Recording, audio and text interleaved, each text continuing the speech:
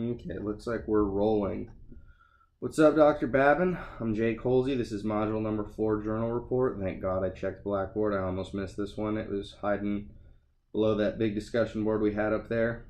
The date is March 29th and it's 8 o'clock exactly. So let's get rolling into this first one. What sociological or criminological theories do you believe are close to your opinion of causations of deviance and crime? Whenever I read this question, I immediately thought the strain theory. First and foremost, because the strain theory talks about how policy will help deviance and crime, and I truly believe that good policy will. It's just as a society and a criminal justice system, we've had so much bad policy, and obviously you can look back and see, just off the top of my head, for example, the 3 strikes in the Clinton administration. That's bad policy. That's just meant to put people down. But if you've got good policy, strong believer in that. So that helped with my decision on the strain theory, but it also insists that crime is not brought out by poverty as much as it is inequality. And I can see how that one would hit home for a lot of people, because you see just as many poor people that aren't committing crimes as there are. I mean, there are more poor people that aren't committing crimes than there are, right? And so I think a lot of people aren't committing crimes because, we don't have money, this, that, and the other. It's, hey, like, we've been stuck in this situation and it's unfair, like, it's unequal.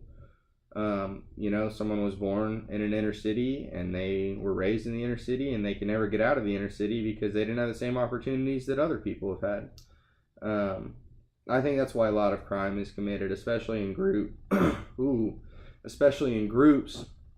If you look at the opportunity theory, which is just a branch of the strain theory by Richard Cloward and Lloyd Olin, I hope I'm pronouncing their names right, but it focused on juveniles. But what I liked was it talked about the pressures to conform to deviant behavior in groups, and I think you'll see that, it was mostly talking about juveniles and gangs.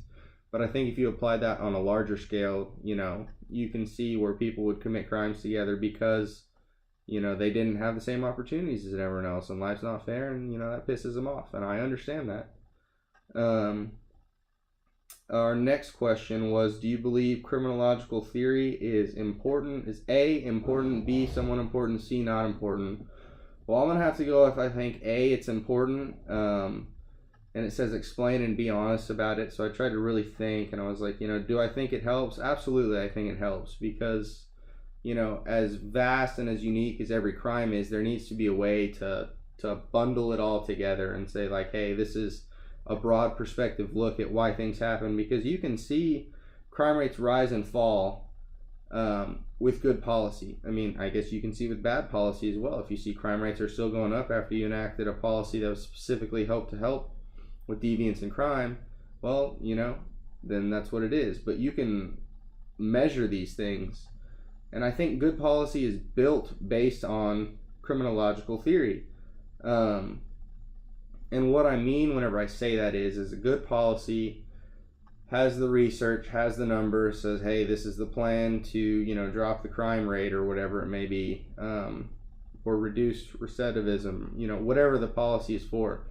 A good backbone to a policy is going to be a good criminological theory specifically for that situation, saying, hey, here's how this theory can help. Let's go ahead and put it into policy. Let's put it into play, because sure, it's great in thought, but unless it's actually acted on, well, it's not really going to help anybody out. What else do we have here? We've got, what elements of theory of deviance and crime this semester have you been surprised by, confirmed a pre-existing opinion, and would like to examine further? Let's see. What was I surprised by this semester? I've got, for starters, the pure number of theories that there are. I mean, I know there are only several base theories, but if you look, like I was just talking about the strain theory, a branch is the opportunity theory. And as you read that article, which one was that? The article, Criminal Justice and the Victim's Crime. You could see just how many branches there were on different takes on different theories. So I was surprised by, obviously how many theories there were. But a more in-depth look, I was surprised by the crossover between sociological and criminological theories. You saw them often intertwined, and I guess it makes sense, if you look back. Criminological theory wasn't really born until sociological theory was, and then it was finally applied to the criminal justice system, and that's, where you're going to get your base for those from. But, they're so similar. If you look at sociological theories and criminological theories, they have, like, the same layout to them. And I thought that's pretty crazy because, we've been reading them hand in hand with each other. So you can find a lot of similarities there. But a confirmed pre-existing opinion that I had about deviance in crime, after reading Criminal Justice and the Victim's Crime, obviously how hard policing is, my goodness, they don't have to interpret the policy, but they have to enforce it, and that's not always easy. I did like that article, Criminal Justice and the Victim's Crime. I thought that was one of the better articles we've had this semester. One thing I would like to examine further. What would I like to examine further?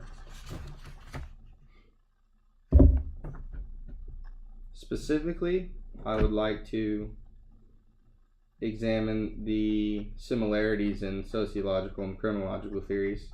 I'm kind of interested to see how much criminologists stole from sociologists over there.